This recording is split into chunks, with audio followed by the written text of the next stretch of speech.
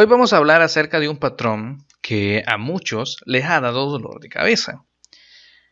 Investigando un poco, la mayoría solamente enseña, una buena parte, solamente enseña cómo hacerlo, cómo implementarlo, pero no las bases. Para poder entender de una mejor manera cómo funciona algo es necesario ver las bases.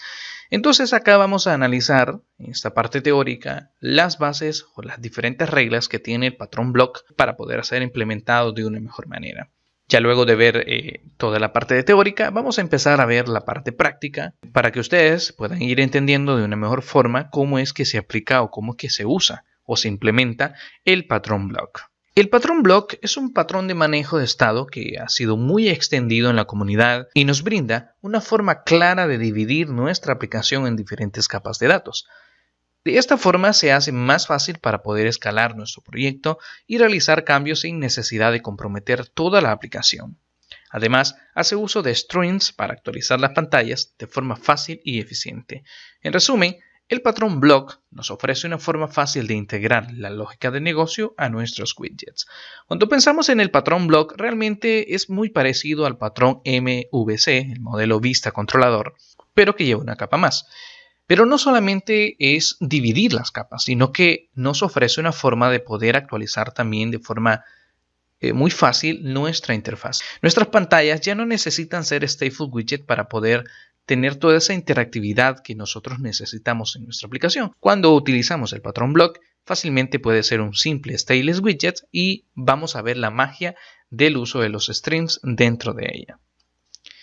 Tenemos 4 capas de datos. La primera se llama UScreen o la interfaz de usuario.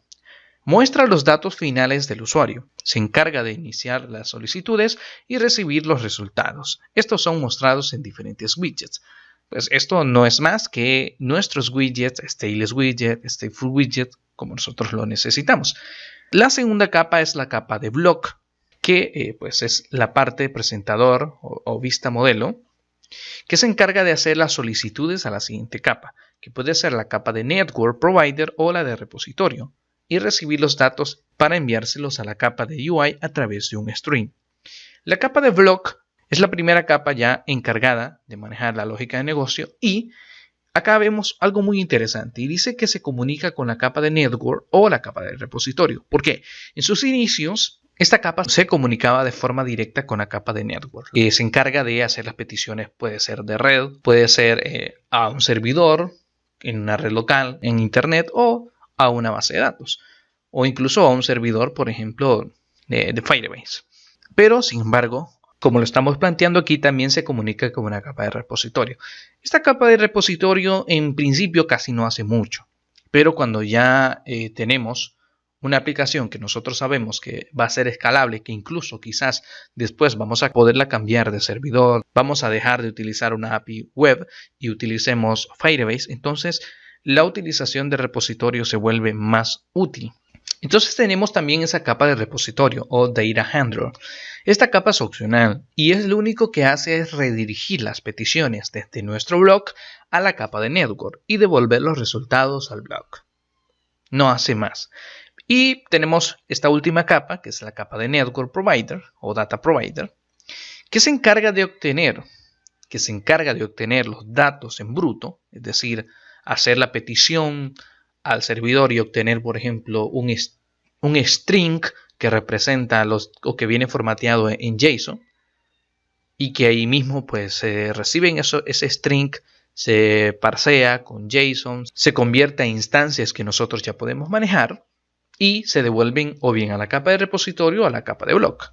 Entonces esas son las 4 capas que nosotros tenemos. La UScreen, la parte de la vista, tenemos el block, que es la parte de negocio, tenemos el repositorio que redirige las peticiones. Se tiene el repositorio porque muchas veces existen más de un block, es decir, hablo aquí de una capa, pero puede que esta capa esté conformada por diferentes blocks. Cada pantalla puede tener su block y eso ya lo vamos a ver más adelante. Ok, vamos a analizar cómo funcionan esas 4 capas. Tenemos acá que la comunicación entre la interfaz gráfica y block se hace a través de strings.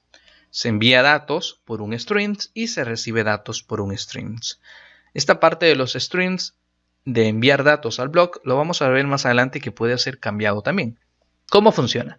Los datos están en la UI, puede ser que tengamos un botón que al presionar pues envíe la información, puede que sea un campo de texto, estamos realizando una búsqueda, etc. Puede ser cualquier tipo de datos que nosotros necesitemos para empezar a realizar la petición.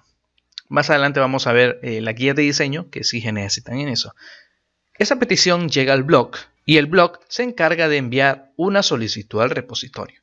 El repositorio la redirige hacia Network y se hace la solicitud al servidor, a la base de datos, no sé, lo que nosotros necesitemos.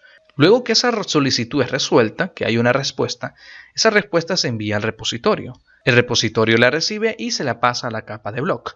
Y por último, que es lo más interesante quizás, la capa de blog toma esos datos y se la envía a UI. Al llegar a UI, a la capa de interfaz, se actualizan los datos. Si se fija, al llegar a la capa de interfaz, pues se actualiza automáticamente. Este es el circuito completo del funcionamiento de nuestro patrón blog.